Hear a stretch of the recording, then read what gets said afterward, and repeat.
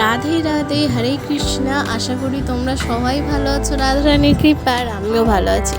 কান্না শোনার ইউটিউব চ্যানেলে তোমাদের সকলকে জানাই অনেক অনেক অনেক স্বাগত। তোমরা যদি এখনই চ্যানেলটিকে না সাবস্ক্রাইব করে থাকো তো প্লিজ সাবস্ক্রাইব করে নিও, আর পাশে থাকা বেল আইকনটিকে ক্লিক করে দিও, যাতে আমি যখনই নিউ ভিডিও আপলোড করবো তোমাদের ফোনে সঙ্গে সঙ্গে নোটিফিকেশান চলে যাবে।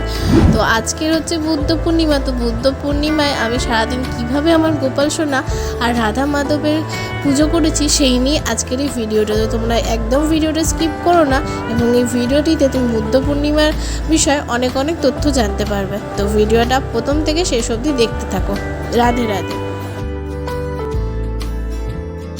বুদ্ধ পূর্ণিমার এই দিনটিকে বৈশাখী পূর্ণিমাও বলা হয়। এই দিনে বুদ্ধদেব জন্মগ্রহণ করেছিলেন। নারায়ণের নবম অবতার হিসাবে মানা হয় বুদ্ধদেবকে।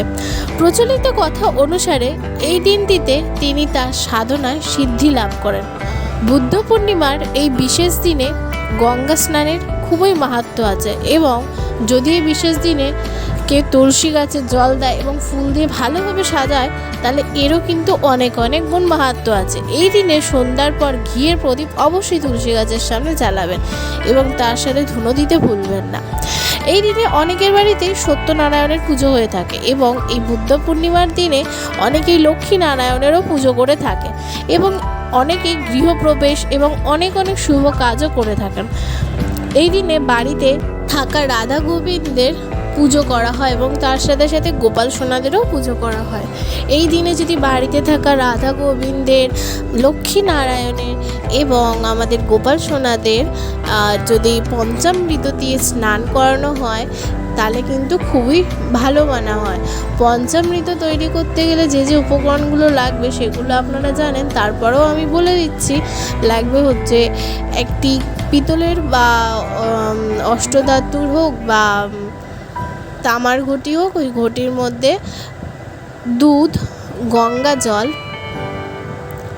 মধু, ঘি, আর গঙ্গা জল যদি না দেন তাহলে ওর মধ্যে শর্করাও দিতে পারেন।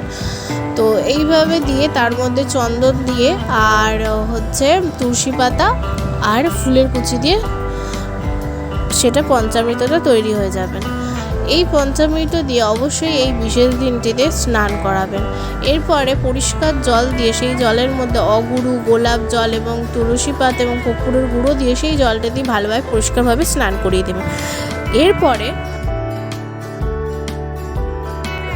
যদি সাদা বস্ত্র পরিধান করানো হয় তাহলে খুবই ভালো হয়। তাছাড়া যদি না পারেন তো যে কোনোই বস্ত্র হোক সেটা ভালোভাবে পরিষ্কারভাবে পরিয়ে দেবেন। এরপরে সাদা ফুলের মালা হলে বা সাদা ফুল হলে খুবই ভালো হয়। ফুল দিয়ে ভালোভাবে শৃঙ্গার করাতে হবে। যেহেতু এখন চন্দন যাত্রা চলছে, তো এইদিকে কিন্তু আমি আমার রাধা গোবিন্দ সাথে সাথে আমার গোপাল সোনাদেরও চন্দন লাগিয়ে দিয়েছি। চন্দনের প্রলেপ করার জন্য যেগুলো লাগবে সেটা হচ্ছে একটি পাত্রর মধ্যে চন্দন নিয়ে, আমি আজকে অষ্টগন্ধা চন্দন ইউজ করেছি। তো কিছুটা চন্দন নিয়ে তার মধ্যে সেটা অষ্টগন্ধা হোক বা গোপীচন্দ্র হোক, সেই চন্দনের মধ্যে গোলাপ জল, অগুরু এবং কর্পূরের গুঁড়ো দিয়ে ভালোভাবে মিশিয়ে সেটা যদি লাগানো হয়, তাহলে আমাদের ভগবানের গা কিন্তু অনেক অনেক বেশি শীতল হয়। তো এরপরে দেখুন আমি আমার কানা, লাডলি এবং সবাইকে ভালোভাবে স্নান করিয়ে দিই। আজকে আমি পঞ্চামৃত দিয়ে করাতে পারিনি, তো ওই জন্য মানে দুধ আনা হয়নি যেহেতু, তো ওই জন্য আমি নর্মাল পরিষ্কার জল দিয়ে স্নান করেছি। যদি আপনারা পারেন তো অবশ্যই পঞ্চামৃত দিয়ে স্নান করাবেন। আজকের দিনে পঞ্চামৃত দিয়ে স্নান করানো কিন্তু খুবই মাহাত্ম্য, মানে বিশেষ বিশেষ দিনে কিন্তু গোপাল সোনাদের এই পঞ্চামৃত দিয়ে স্নান করায়। কিন্তু আজকে যদি দুধ আনা হয়নি তাই পঞ্চামৃত দিয়ে স্নান করাতে পারিনি। তো এরপরে দেখুন আমি এদিকে আমার কানা, লাডলি, গিরিদেরকে ভালোভাবে স্নান করি, মুছিয়ে দিয়ে শৃঙ্গার করিয়ে নিচ্ছি। আর কানাকে কি কিউট লাগছে না? তো আমি সবার জন্য সাদা বস্ত্রই পরিয়ে দিয়েছি, কিন্তু গিরির একটাও হোয়াইট কালারের প্যান্ট ছিল না বা জামা ছিল না, তো ওকে আমি একটা পিঙ্ক কালারের প্যান্ট পরিয়ে দিয়েছি। আর লাডলি আর কানার হালকা হালকা হোয়াইট টাইপের ছিল, এই যে যেটা দেখবে পরে রয়েছে। লাডলি মায়ের হচ্ছে হোয়াইট কালারের ওপরে রেড কালারের একটা লেয়ার দিয়ে একটা ড্রেস রয়েছে, আর কানার স্কাই অ্যান্ড হোয়াইট আছে। তো তোমরা শৃঙ্গারটি দর্শন করো। আর তার সাথে সাথে কমেন্টে লিখতে ভুলো না রাধে রাধে। রাধে রাধে কমেন্ট যখন কেউ ভিডিওর মাধ্যমে পড়বে তখন তারও মনে কিন্তু রাধে রাধে নামে জব হবে। তো প্লিজ কিন্তু কমেন্টে রাধে রাধে লিখতে ভুলো না। আর তোমরা প্লিজ কোথা থেকে দেখছো কমেন্টে কিন্তু অবশ্যই জানিও।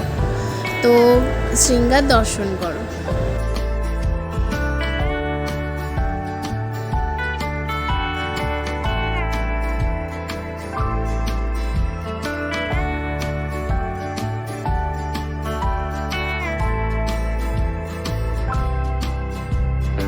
তো এরপরে আমি কিছুটা ফুলের কুচি নিয়ে আমার রাধা মায়ের মাথার ওপরে ফুল দিয়ে এরকম করে দিচ্ছি। জানি না, খুব ভালো লাগছে আমার রাধা মাকে আজকে।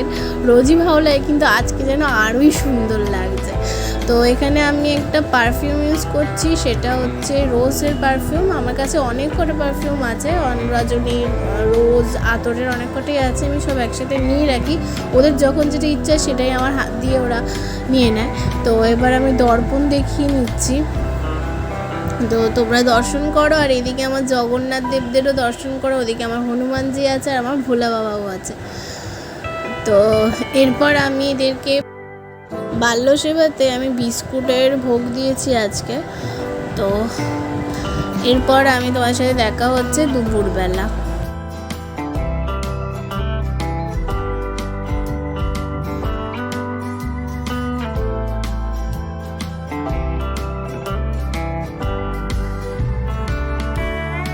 তো আজকের দুপুরের ভোগেতে ছিল মৌসুমি লেবু, আর তার সাথে সন্দেশ ছিল আর কলা ছিল।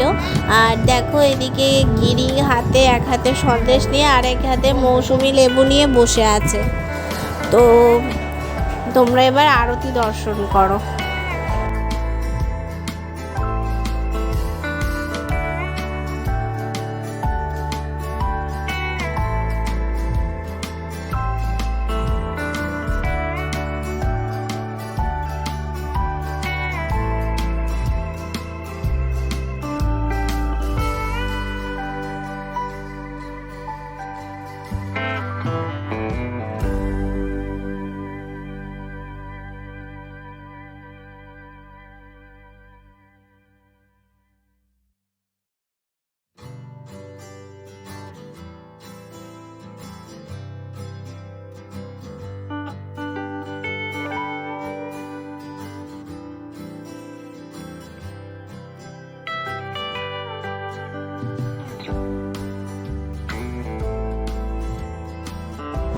তো আমি এবার ঘন্টা বাজিয়ে এদেরকে ভোগ আমি খাইয়ে দিচ্ছি।